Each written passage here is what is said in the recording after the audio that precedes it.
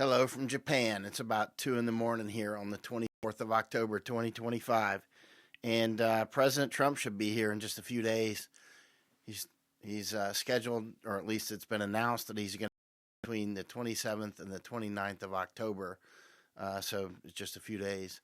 So there's a new prime minister in Japan, Takichi, and she's already made an attack on Japanese food supply. She's clearly a Trojan horse, although she's getting huge accolades and applause and all this. We've been through this before. Been through this so many times now with Governor Abbott in Texas, where I warned and warned and warned about him, and then later were proven to be likewise with Trump or leaders over in Netherlands and whatnot. Time and time again, it's the same story. People say, hey, this is the one that's finally standing up. But that's not what we've got with the new prime minister of Japan. She's a hardcore jab pusher. She's immediately come right out of the chute to basically, very clearly actually attack the Japanese food production, which already is questionable. You know, the average age of Japanese farmers is almost 70 years old. And I mean, Misako and I have spent a lot of time. Actually, she's just gone to bed.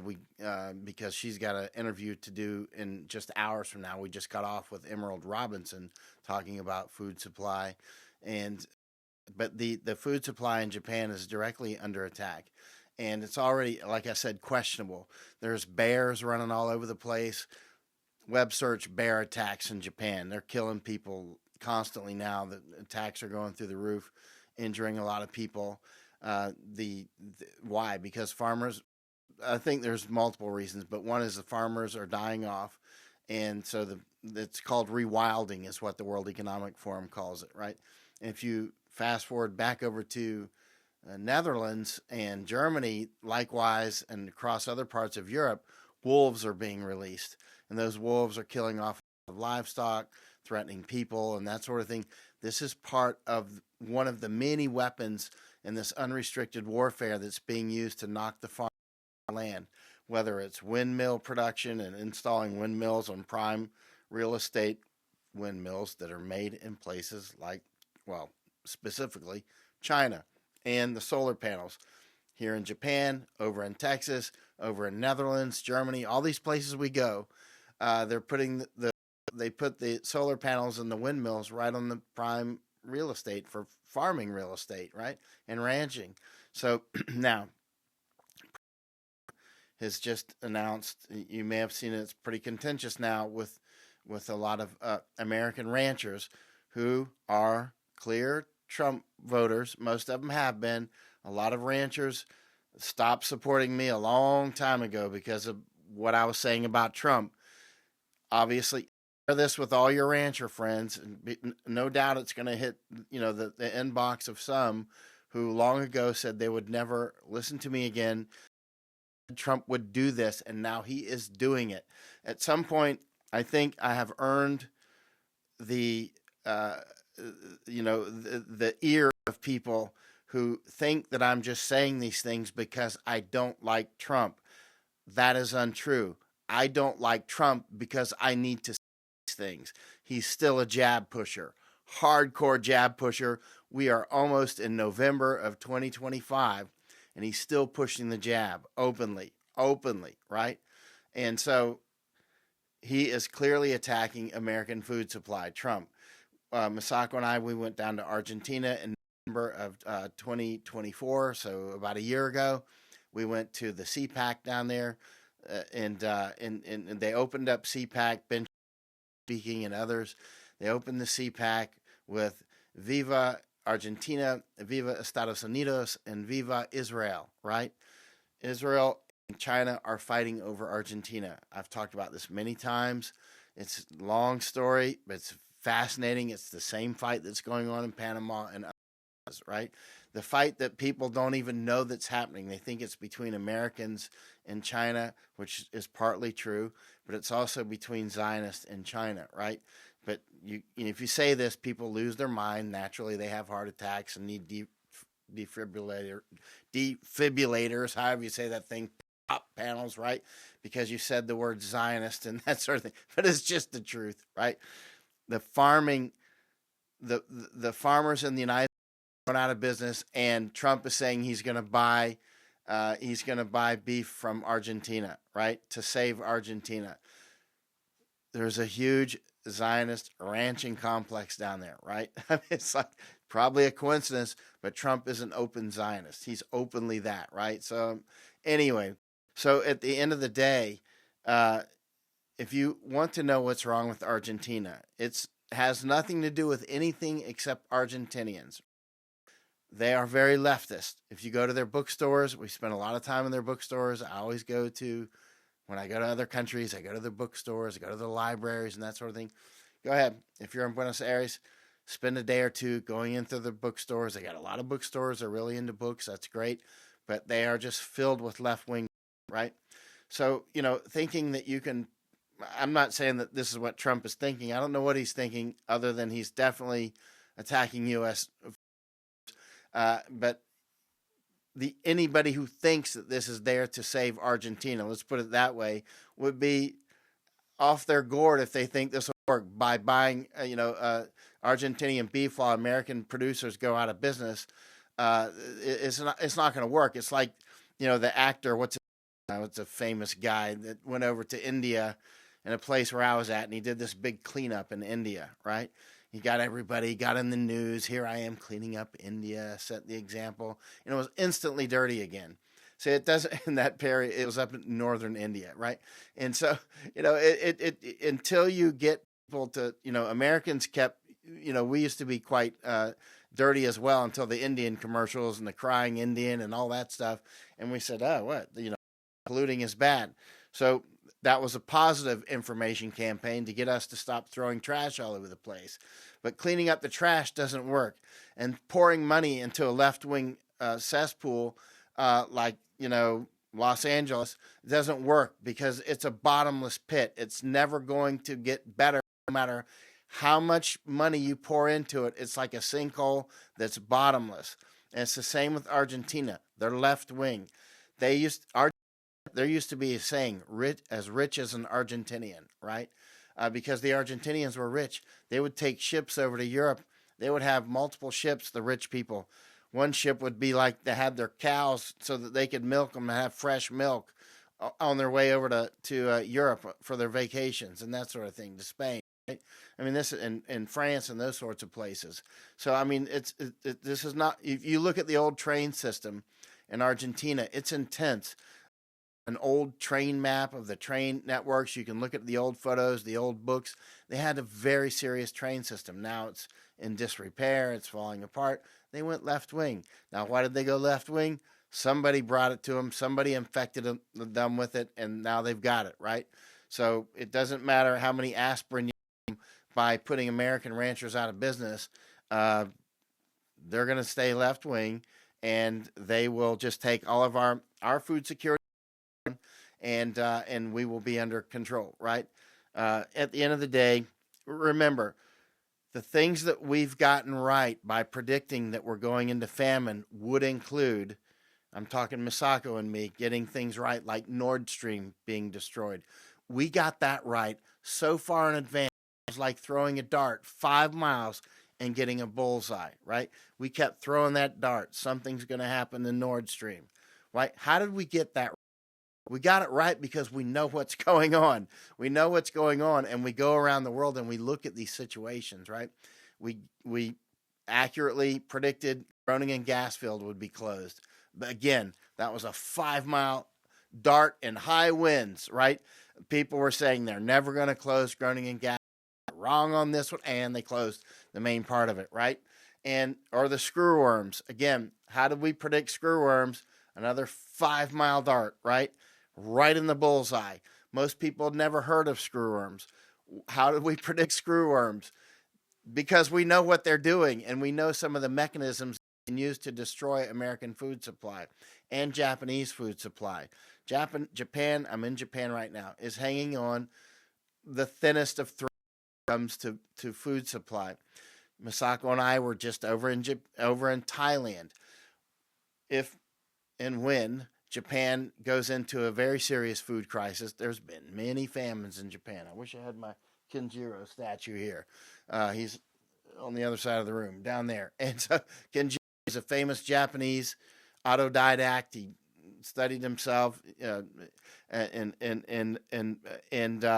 he discovered that, or he thought that they were going to go into famines in a certain part of Japan, and they did, right? But he was able to warn people in his area to prepare for famine, so nobody died in his area. Anyway, long story short, there are Kenjiro statues all around Japan in the schools to teach children to think for yourself, study for yourself, be courageous, and basically warn people when something's going wrong. Now they're taking the Kenjiro statues out of all the schools because they don't want Japanese kids to study for themselves. They don't want them to have courage. They want them to be. But at the end of the day, you can see it's coming. It's crystal clear. It's crystal clear that the new Prime Minister of Japan is part of the problem. It's crystal clear that when Japan eventually goes into very serious food problems, and it will, I think there'll end up being starvation here. Going to get their rice. Misako and I just had tea recently with a former Prime Minister of Thailand. I think he'll be a future Prime Minister of Thailand. His name is Abhisit. I wrote the last 2 pages of his book years ago called The Simple Truth. In fact, I titled the book, right? So I kind of know what's going on in Thailand. I asked him to come have tea, and Misako and I had tea, and we talked about things like food supply. I think he'll probably be a prime minister again soon. What I'm getting to with this is, where is Japan going to get its food if it goes into serious rice problems and other food supply problems? A lot will come from Thailand. However, we were just going up the Chao Phraya River, Misako and I and some friends. We were looking at that. That's where the main amount of rice comes out of Thailand. Up right here, right? And so these are the things we look at. Thailand itself, although abundantly the waters, oil, not so great now. They import most of their, more than 90% of their nitrogenous fertilizers are imported now because rice is a nitrogen vacuum. And so at the end of the day, if Thailand then has food problems or food production problems, and other countries like Malaysia, Indonesia, the whole menu of countries, you're going to end up with global famines. We're going to end up with serious famines. I see that. I can see it as clearly as we saw Nord Stream, as clearly as we saw Groningen being closed, and the screwworms, and the Darien Gap opening up. Now this bridge, by the way, just opened in Darien a few days ago. The one that, at the end of the day, the things that we've been more China moving hard on Panama, they're all turning out accurate, right? Amazingly accurate, like wild card accurate. And I mean, the type of stuff that the money people watching this literally could make billions of dollars on, based on the things that I'm saying and Misako says. If you're paying attention and you suspend all disbelief, no matter who you love or who you hate, we're watching what's happening, and our compass needles are tuned up. We're being pushed into famine. That's crystal clear, including the United States. And all those people who stopped reading my work because in 2020, I started warning, like knocking on the door like a woodpecker, that we'll end up in famines in the United States at this rate. I started warning in 2020, right? And people kept saying, don't you understand? The United States is the number one exporter. Yeah, trust me, I totally get it. And that is totally irrelevant for those who actually study these sorts of things, which I have done for many years, right? Whether you're the biggest food exporter in the world is absolutely irrelevant, right? And it's just like, no matter how much education you've got, whether or not you fell for the death jab is irrelevant. In fact, if anything, it may be inversely related. The people that have been brainwashed through the universities and whatnot, maybe they were even more susceptible. I don't know. We had dinner the other night with Dr. Yasufumi Murakami in Tokyo. He's the leading researcher here in Japan on the death jabs, by the way. The deaths are just going through, and that's another part of the farming problem here in Japan. is the average age is almost 70. I think it's 69.2 of the living farmers. A lot of the farmers they died after getting death jabbed, right? So, I mean, it's unbelievable that this whole plan's coming together. And again, the bears are killing people like crazy. The wolves are doing similar over in Europe. And these wolves and the bears are part of the actual weapons complex being arrayed against food supply. Now, that may sound crazy. A retired military yesterday, he said something like, if that's what they're down to, the World Economic Forum, then they're a joke. And I'm like, oh, no. No, they're more sophisticated than that. In fact, deploying these animals, wolves and bears and beavers and everything else, is a stroke of genius. Because if you look in the German newspapers, as an example, I read German, you can see every time one of the wolves kills somebody's pony or whatever, they blame it on the farmers. Same in Netherlands. If you kill a wolf in the Netherlands, even though they're not indigenous to land that used to be underwater, you know what I mean? A lot of that land was underwater. Now it's got wolves on it. The land, that was reclaimed, and the Economic Forum and those people, they say, well, that's indigenous land for the wolves. What were they, sea wolves or chasing sea ponies back then, and seahorses, because it was underwater, right? And those wolves were not indigenous there, and they were introduced. Right now, the World Economic Forum people say no, they came in from Poland, whatever. They weren't, right? We've spent a lot of time over in Netherlands looking into this. In fact, talking with one lady, she studies these wolves. Last time I was in Netherlands, a wolf got hit right by my hotel on the highway, killed it. Right? I mean, this is amazing how how the wildlife is arrayed against the farmers and the ranchers. And what happens is they won't let you kill the wolves or the bears or whatever. And they blame the farmers, and they say, oh, like if you look at Japanese news, I was looking at a newscast yesterday. They're saying due to global, you can fill in the blanks how it goes from there, right?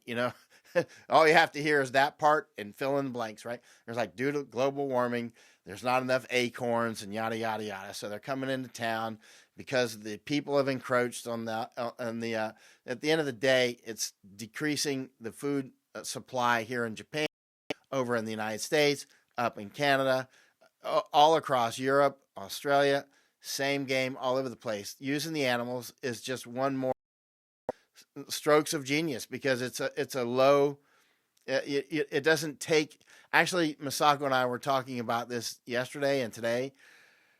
I would not doubt if the wolves actually are, and the bears actually are being habituated to go after people, because I'm some of the videos of these attacks. I'm like, that doesn't look like a normal. I mean, I don't know. We're actually, Masako and I we're just talking about, we need to just research the history of bear attacks in Japan, because the Ainu people, they basically worship bears here. But were the bears this aggressive in the past when there were large numbers of bears? Because I grew up in Florida, and you'll see a lot of people feed the alligators, and the alligators get habituated to the people. And then, they say a fed gator is a dead gator because they'll kill the gators, right? Well, now imagine that the fed gator is not a dead gator, because you'll go to prison if you kill a gator, and the game wardens aren't killing the gator. So now you got like 14-foot alligators that have been habituated to come to people. I'm not saying this is happening, but what I am saying is that we got the screwworms right. We got the Nord Stream right. We got the Groningen right. We got the Darien Gap being a major invasion route right. We got a lot of things right. I mean, really out there things. And what I'm saying is, it just, let's say, came in a dream. I strongly would not doubt that the operators are habituating these wolves and bears, right? Raising them up somewhere and introducing them, like, for instance, you could raise them up and teach them how to go to people that are feeding them livestock, So so that they actually go straight to the farms and are not afraid to go after people. Like I saw a bear video of a bear running after this old Japanese woman. She's like in her 80s. And I mean, she's, just like weird bear attack, right? The lady seemed okay. I mean, I think she got bitten, but I mean, these videos are popping up all over the place here now, right? And people are afraid. And I mean, a bear went into a school recently, and I think it was maybe a month and a half ago or so. It went to a school, and I think it was maybe the vice principal or somebody in Japan actually went out there to confront the bear. Luckily, the bear didn't get any of the children, but that guy should be.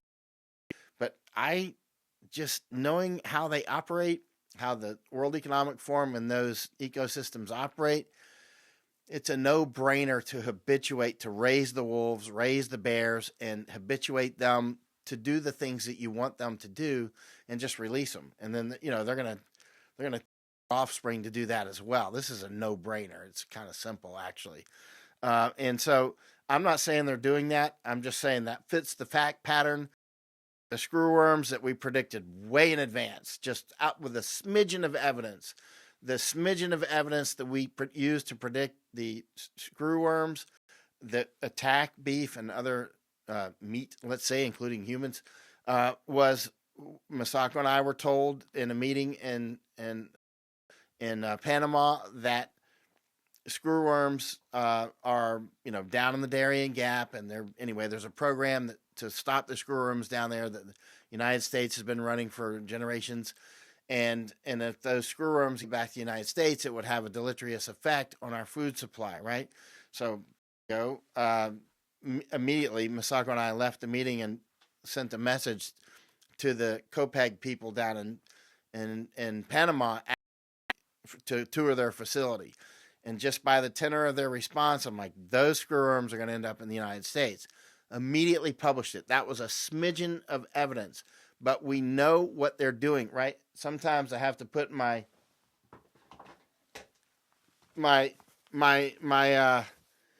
this sort of thinking hat on, not my inspector hat. I don't have time. This is the thinking hat when I'm going to make a real quick decision, right? With a smidgen of evidence, with a smidgen of information, but I know how this gator works. I was wearing my intuitive hat when Masako and I predicted those screwworms. And likewise, I think we're going to end up seeing famines in Japan. We're going to end up seeing famines in the United States. We're going to end up seeing a lot of famines, and famines are worse than war. Pandemic, famine, and war go together, right? And so at the end of the day, you are going to see some pretty serious things. Meanwhile, there are a lot of people still thinking, apparently, if I'm to judge by what they're saying, that Trump is on their side. I don't know what to do with you. I don't know what to do with you. This is, nearly November of, this is, October 24th, 2024. If people that don't see it yet, we just have to, in triage, write them off. Now, Ireland, people keep sending me these riot erupts in Dublin after a asylum seeker accused of raping 10-year-old girl, right? Again, some fish don't mix well in the same aquarium. Masako and I went to Ireland long back, and we predicted these things, right? Again, and people were saying, what are you talking about? Ireland doesn't have a problem. We were there talking with anyway, at the end of the day, look what's happening. At the end of the day, Ireland is being genocided. Quite a few people, many actually, would say, well, why would they go after Ireland? It doesn't make sense, and therefore it can't be, right? This is a thinking, bad thinking hygiene, actually, is when something and you say, well, that doesn't make sense, and therefore it can't be, right? Well, just because it doesn't make sense to us doesn't mean it doesn't make sense to somebody else who's doing it, or that it doesn't make sense at all, right? When you look at the evidence is that Ireland is being genocided. Whether or not people can conjure up the reasons why this would happen, somebody else is conjuring it up. Fire come in Lahaina, right? Clearly the land is being cleared of the people. You see what's happening in Gaza, right? There's a lot of people cheering, yeah, wipe them out. They're going to make a big, beautiful land complex over there and take their land. And there's a lot of people that are cheering, and they don't seem to realize that it's going to happen in Texas to Texans, right? Not Gazans. It's happening to Christians right now, being genocided with death jabs and other things, right?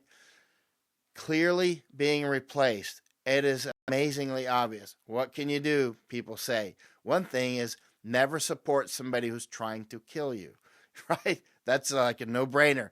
And then they fall back to, who did you want? Biden? No, they come from the same ecosystem. Likewise with Abbott, Governor Abbott. My friend Doc Chambers is running for governor in Texas. Doc Chambers we've been all over that border together. Doc Chambers and I spend a lot of time together. Vote for Doc Chambers. There's a good start. Support Doc Chambers, right? Support people who are actually defending us, like Masako and me, right? I mean, we do this night and day, and years on end, and so at the end of the day, never, even if you don't have somebody else that you see that you can support, never actually say a nice word about somebody who's trying to kill you. If he's trying to push the death jab in you, he's trying to kill you. A lot of these people that are actual billionaires, very wealthy people, still took the jab. If nobody told you to the jab, they tried to kill you, and they may have. You may still be alive, but you may be dead soon. We just had dinner with Dr. Yasufumi Murakami the other night. You know me, I'm not going to parse words. I'm not playing around, right? There's no time for that. We're in war. It's like when I say, if you walk down that path, you may get your blown off because there's mines down there, right? And boom, there's another dead soldier, right? How many times did we see that? I saw it a lot in the wars, right? I don't have time for bullshit. This is real war, right? If you took the jab, you may still die from this, right? And you may die this year. You may die next year. This is no joke. There is no time for, making people feel good. No, we're in a state of war, right? And we have to look at this as if we are in a state of war. If nobody, no matter how wealthy you are, no matter what, do you understand? A lot of the top executives in BlackRock took the real jabs. They took them in the wild, right? So even BlackRock people who are watching this, if you took the real jab and you think, hey, I work for BlackRock, therefore I'm cool, I'm a senior executive in the little jet and all that stuff, but you took the jab, guess what? They don't have a seat for you on the ark, right? They don't have a seat for you on the ark. No matter who you are, if you're royalty, if you're the richest guy in some country, and you took the jab and nobody told you not to, they're coming to take your stuff, right? That was literally an assassination attempt, and you may still die from it, right? And also, we don't know what it's going to do to fertility. In Thailand, all the children were taken from school, and they were all jabbed. They were all taken from, they rented auditoriums and that sort of thing, and they jabbed all the children in Thailand. Think about it. Likewise, it was similar here in Japan. How many children in America were jabbed? We don't have time for pleasant talk when we're in a state of war. We don't know what this is going to do to the children. We have no idea, right? When we had dinner with Dr. Murakami the other night, Yasufumi Murakami, he'll be going to the United States soon. In fact, we're going to help him get a bunch of interviews over there. Dr. Murakami, he's very good friends with my wife, Masako. They work together all the time. He and others have noticed there appears to be a reduction in cognition of people from many people who've taken the jabs. We've noticed it. Many people have noticed it. People are not firing on all cylinders. Many of the people who took the jabs don't seem to be firing on all cylinders like they used to. It seems to have reduced the thinking abilities, right? I don't know what it's done. A lot of people are noticing it. Obviously, that's anecdotal, but we don't have time for deductive reasoning at this point because we can't get good information. We can't get good information when our enemies are clogging up waves with chaff, right? trying to confuse us and that sort of thing. Anybody who's trying to confuse us is our enemy, right? Anybody who's trying to confuse us is our enemy. Notice that Trump, after Lahaina and these other things, he never launched some big investigation, right? Never did it. Never did it. Strange, huh? I mean, at the end of the day, Americans are being treated like the people in Gaza. The people in Europe, similar. Here in Japan, similar.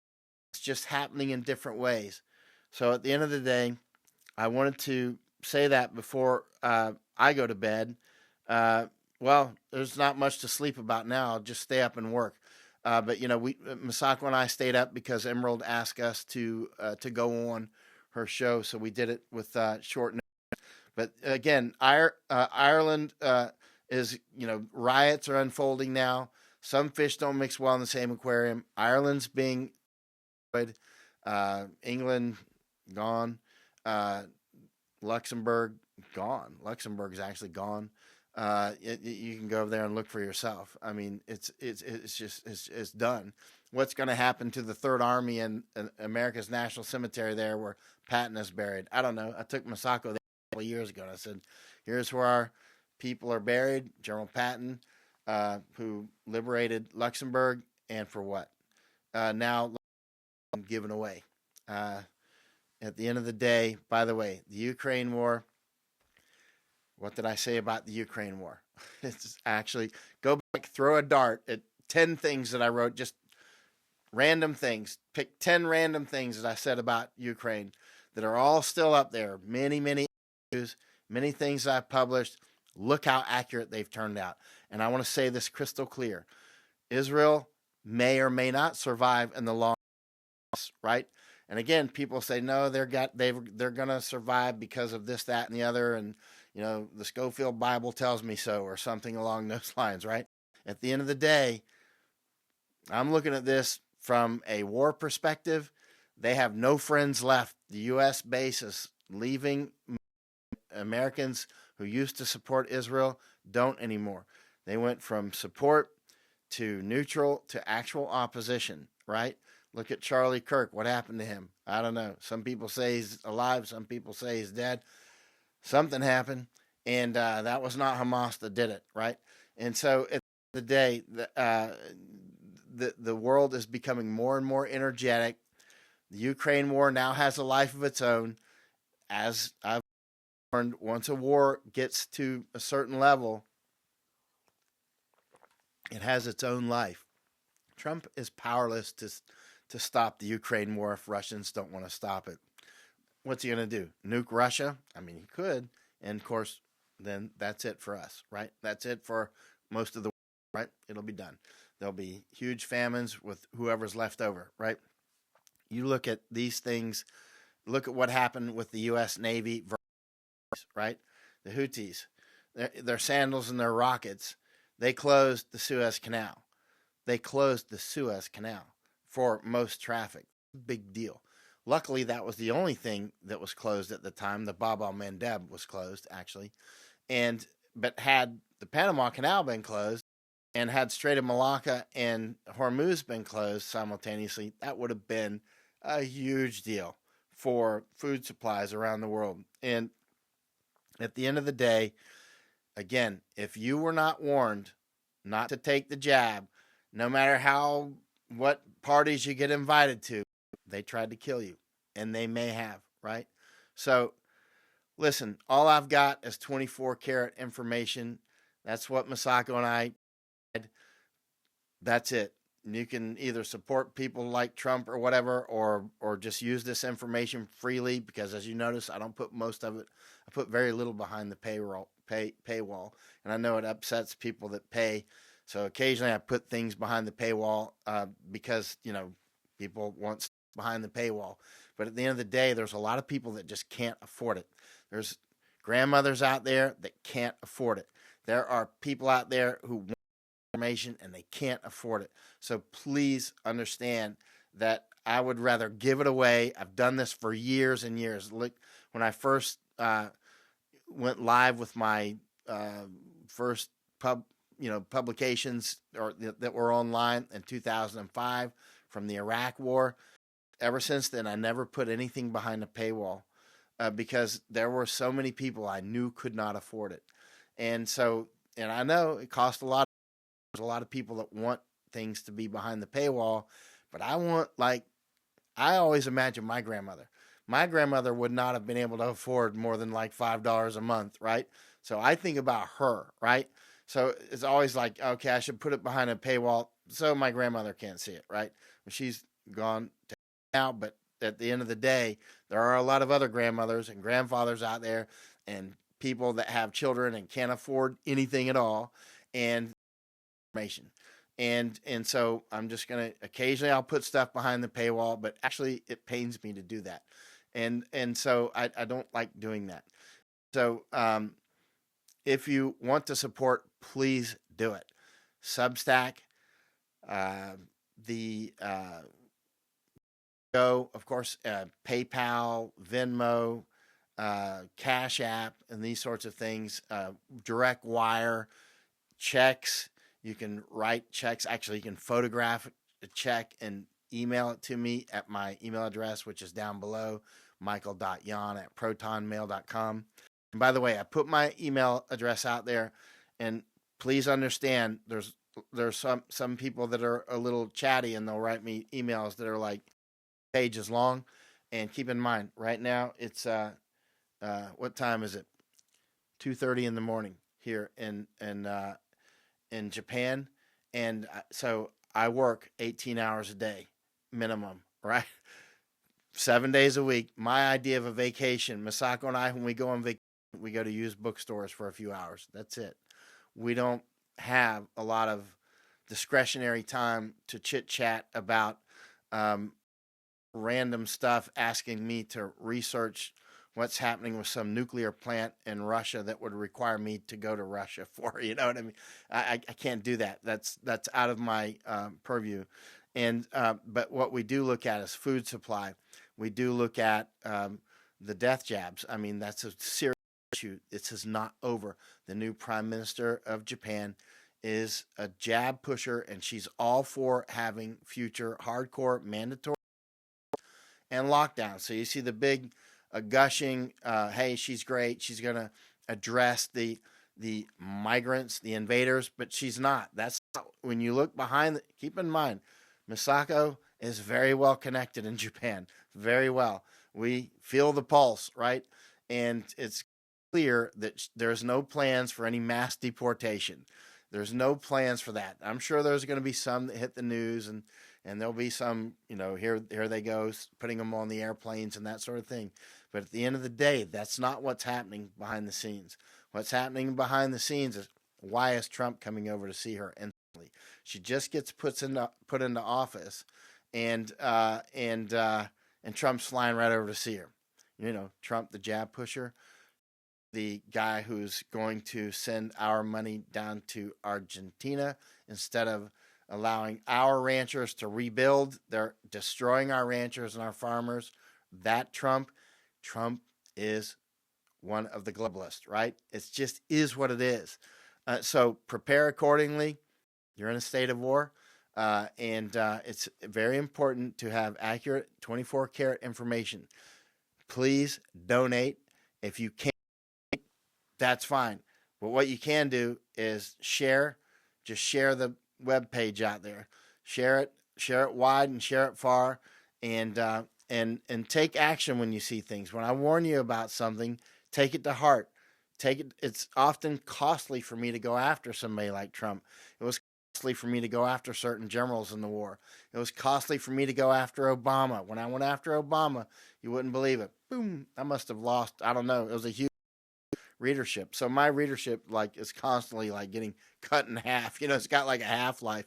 When I go after Trump, huge amount of people go.